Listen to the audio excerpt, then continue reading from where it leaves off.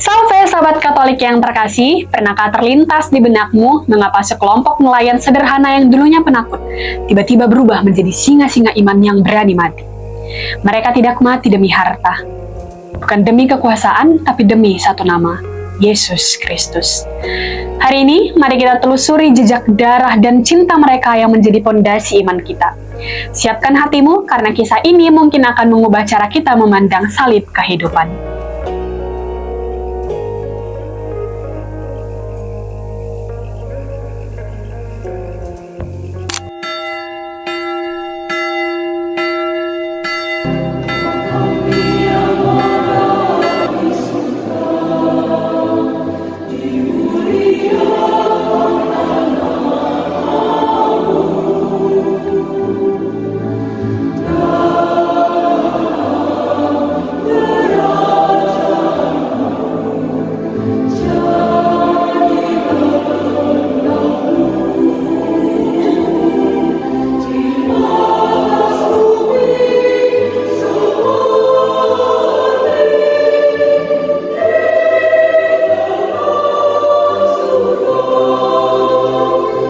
Sahabat, dalam kehidupan kita sehari-hari, seringkali kita merasa berat ketika harus berkorban. Sedikit saja demi iman kita. Mungkin kita malu membuat tanda salib di tempat umum, enggan meluangkan waktu untuk misa di tengah kesibukan, atau takut dijauhi teman karena prinsip moral Katolik kita. Kita sering bertanya, Tuhan, kenapa ikut Engkau itu sulit?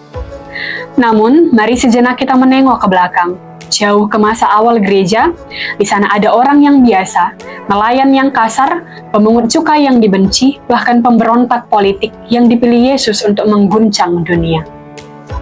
Mereka bukan orang terpandang, tidak punya gelar akademis, bahkan profesi mereka sering dianggap rendah pada masanya. Tapi sejarah mencatat, merekalah saksi mata hidup, wafat dan kebangkitan Sang Juru Selamat. Dan tahukah sahabat, hampir semua dari mereka mengakhiri hidup dengan cara yang tragis di mata manusia, namun mulia di mata Tuhan.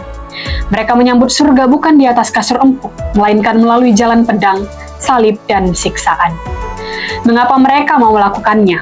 Apa yang mereka lihat sehingga kematian yang mengerikan pun disambut dengan wajah tegar? Mari kita merenungkan kisah akhir hidup para rasul, pilar-pilar gereja kita.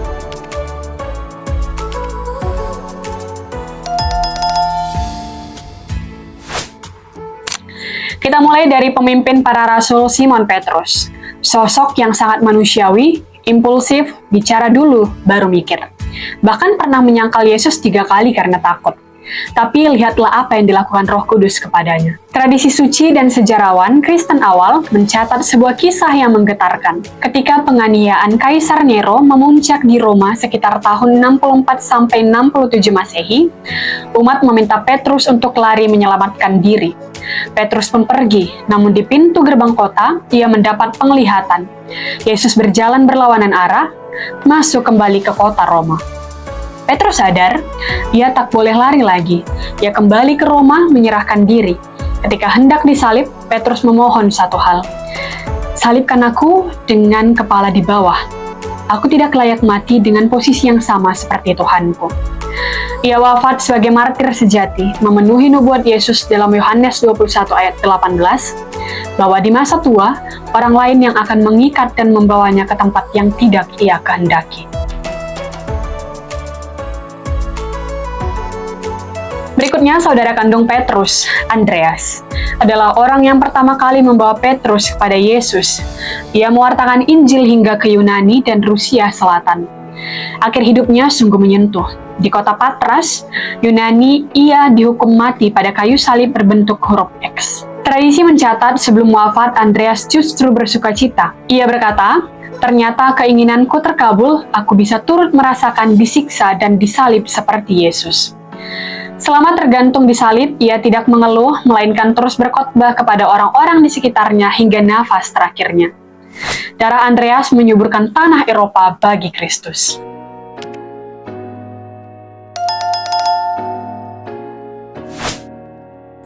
Lalu ada anak-anak guru, Yakobus dan Yohanes. Yakobus adalah rasul pertama yang menjadi martir. Seperti tertulis dalam Kisah Para Rasul 12, Raja Herodes Agripa memenggalnya dengan pedang di Yerusalem sekitar tahun 44 Masehi. Ia meminum cawan penderitaan Kristus paling awal. Sedangkan adiknya Yohanes, penulis Injil yang puitis itu, memiliki jalan salib yang berbeda. Ia adalah satu-satunya rasul yang tidak mati dibunuh. Namun bukan berarti ia tidak menderita. Tradisi menyebutkan ia pernah dimasukkan ke dalam penggorengan minyak mendidih di Roma atas perintah Kaisar Domitian. Namun secara ajaib, ia selamat. Ia kemudian dibuang ke Pulau Patmos yang sunyi. Di sanalah dalam kesepian dan pengasingan, ia menerima wahyu tentang akhir zaman. Yohanes wafat karena usia tua di Efesus, mengajarkan kita bahwa kesetiaan dalam penderitaan panjang juga adalah bentuk kemartir. Ingat Thomas, si peragu yang harus mengucurkan jari ke lambung Yesus baru percaya. Keraguannya berubah menjadi iman yang membawanya berjalan paling jauh, hingga ke India. Di sana, Santo Thomas membangun banyak gereja. Ia wafat sebagai martir pada tahun 72 Masehi. Tubuhnya ditusuk tombak karena imannya yang teguh. Hingga kini, umat Katolik di India sangat menghormatinya. Lalu ada Bartolomeus atau Nathanael, sahabatnya yang dibawa oleh Filipus. Ini mewartakan Injil hingga ke Armenia. Kematiannya adalah salah satu yang paling mengerikan dalam sejarah para rasul. Ia dihukum cambuk hingga kulitnya terkelupas. Dikuliti hidup-hidup, lalu disalibkan terbalik. Semua rasa sakit itu ia tahan demi cintanya pada Sang Penebus. Berikutnya Matius, mantan pemungut cukai yang dulu dianggap sampah masyarakat, menebus masa lalunya dengan darah. Setelah menulis Injil, ia melayani di Ethiopia. Ia tewas dibunuh dengan pedang atau tombak saat sedang merayakan misa, karena menentang amoralitas penguasa setempat. Sementara Yakobus, anak Alfeus atau Yakobus muda yang pernah menjadi uskup Yerusalem, dilempar dari bubungan bait Allah karena masih hidup setelah jatuh. Ia akhirnya dirajam batu dan dipukul hingga wafat.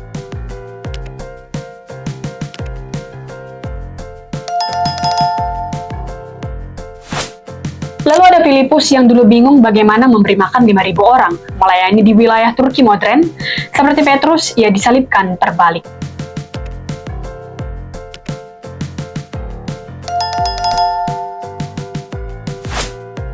Simon orang Zelot, sang mantan pemberontak politik, menyalurkan semangat juangnya bukan lagi untuk perang fisik, tapi perang rohani. Ia dikabarkan digaji hidup-hidup di Persia bersama rekannya, Yudas Thaddäus. Yudas Thaddäus sendiri santo pelindung kasus-kasus sulit, wafat setelah dipukul dan dipenggal.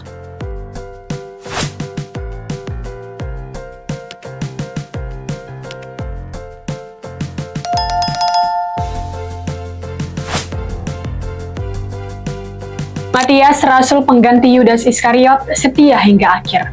Tradisi mengatakan ia dirajam dan dipenggal di Yerusalem.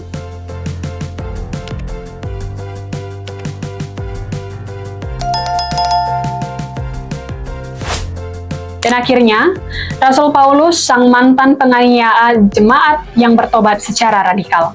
Tak terhitung berapa kali ia dipenjara, dicambuk. Akhir hidupnya terjadi di Roma, di bawah pemerintahan Nero.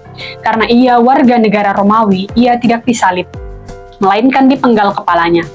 Darahnya menjadi tinta emas yang menuliskan sebagian besar perjanjian baru kita. Sahabat, di antara kisah heroik ini ada satu tragedi, Yudas Iskariot. Ia mati bukan sebagai martir, tapi karena putus asa. Ia memilih mengakhiri hidupnya sendiri di tanah darah. Ini menjadi peringatan abadi bagi kita. Sedalam apapun kita jatuh, jangan pernah kehilangan harapan akan kerahiman Tuhan. Petrus juga berdosa, tetapi ia pulang kepada kasih Yesus. Yudas berdosa, tapi ia lari menjauh dari kerahiman itu. Gereja Katolik melalui Bapak Gereja Tertullianus pernah berkata, darah para martir adalah benih gereja. Kita bisa beriman Katolik hari ini, bisa merayakan Ekaristi dengan tenang adalah buah dari keberanian mereka. Secara teologis, kematian para rasul adalah bukti sejarah terkuat akan kebangkitan Yesus. Pikirkanlah logika ini. Orang mungkin berani mati demi sebuah kebenaran yang mereka yakini. Tapi tidak ada orang waras yang mau mati demi sebuah kebohongan yang mereka buat sendiri.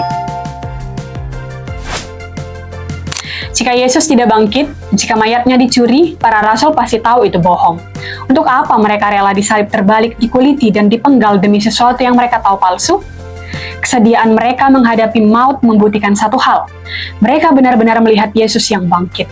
Mereka telah menyentuhnya, makan bersamanya, dan melihatnya naik ke surga. Iman mereka bukan sekedar katanya, tapi pengalaman hidup yang nyata.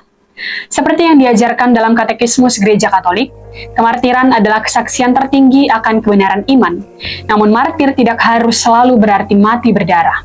Ada yang disebut martir putih, yaitu kesetiaan kita mematikan ego, hawa nafsu, dan kesombongan diri setiap hari demi mengikuti kehendak Tuhan.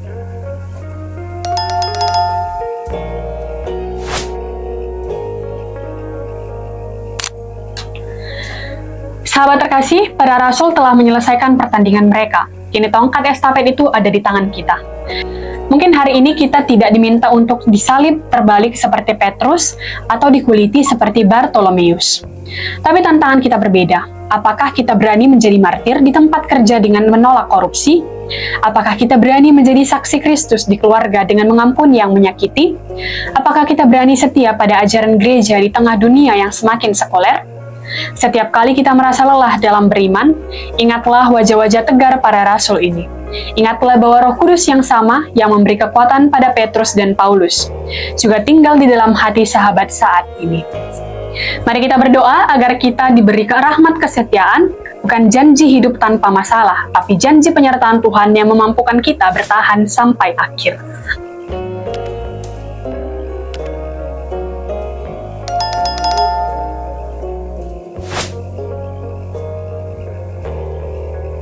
Terima kasih telah menyimak kisah iman ini. Jika sahabat merasa terkuatkan, jangan lupa bagikan video ini agar semakin banyak orang yang mencintai gerejanya.